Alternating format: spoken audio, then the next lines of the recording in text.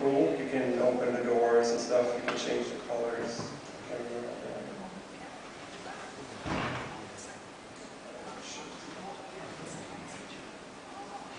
Pretty cool. I mean, I don't take credit for this, except I rewrote the engine. But I mean, these are the guys that Digitas are the guys that actually used it and polished it, and it's really nice. So we have these. The lights are really cool. Yeah, this is really cool. So this is what people do with our technology now.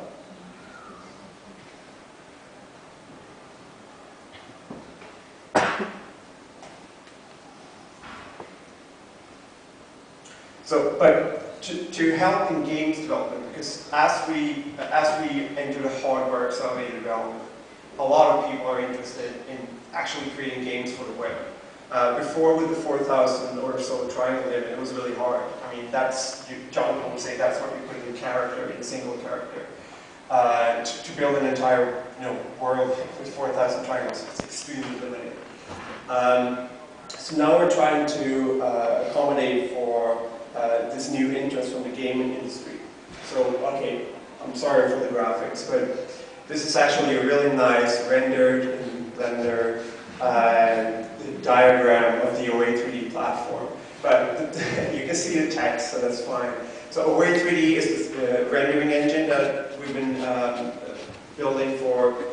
maintaining for like 5 years, and you saw examples of a moment ago. We also have a file format called Away3d and some tools like Blender to export for that file format. We have a new thing called Away3d and another new thing that kind of builds upon all of these called the game tools.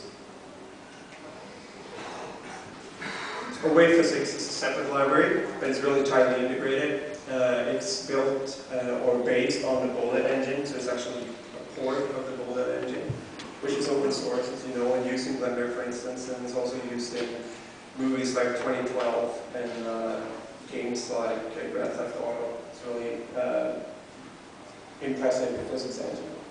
And it's alpha right now.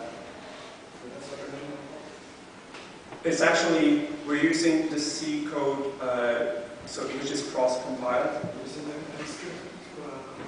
It's using Alchemy, which is something that Adobe, some technology that Adobe has. So it's cross-compiled and then wrapped in a nicer API that is more ActionScript-like. I'm just going to show a demo of what some people have done with it. This is using Away3d. Wow, you never know what the color of the car will be. It actually changes. I just noticed that.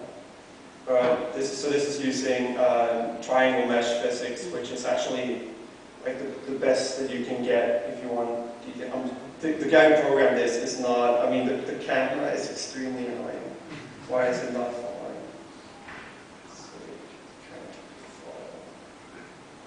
There we go. Yeah, I just want to do the jump because that's very. See, as you can see, it's running in my browser, which is pretty cool. There we go. Yeah, pretty cool. Another cool community thing that uses the Away3d library is this ragdoll thing, where they're using our skeleton animation system to animate him, but as soon as you hit him with a ball, he transfers into ragdoll mode. So this is a community, this is a French guy who did this and posted it on forums. And I like to just shoot him for hours. I particularly love this one.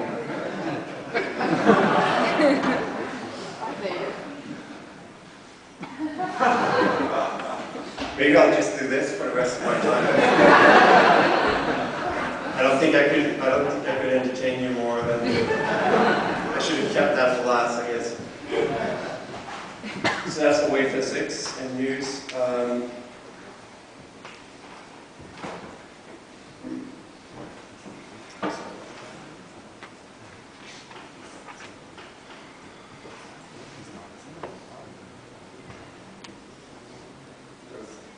Went too far. There we go. So Away3d is a file format.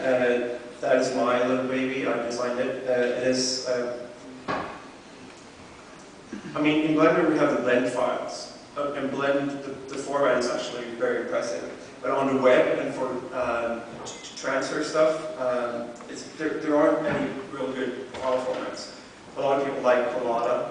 Collada is huge, so that's a huge problem. A lot of people use 3ds and stuff like that, but those are very limited in feature. So we decided to create our own.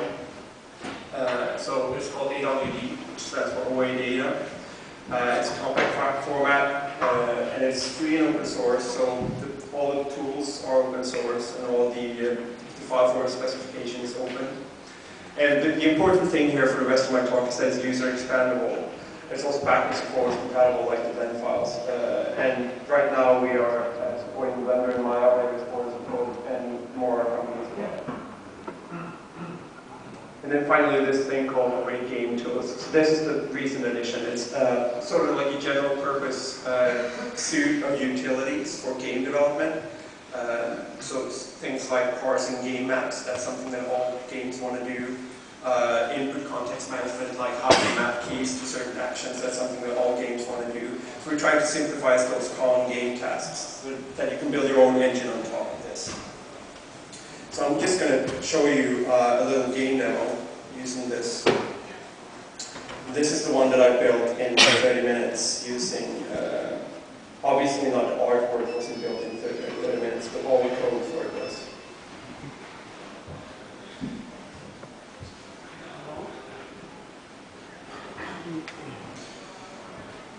I broke it, sorry. Let's go with the unfinished one.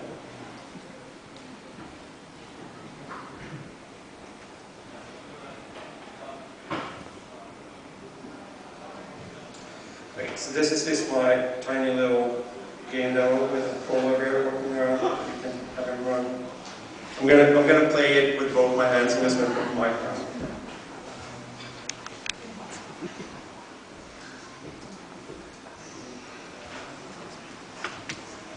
So like I said, it's 30 minutes of code, so it's really, I mean, there are some bugs and stuff like that, but it's like jumping straight up, I don't know what that's. But the basics are, well, you can see was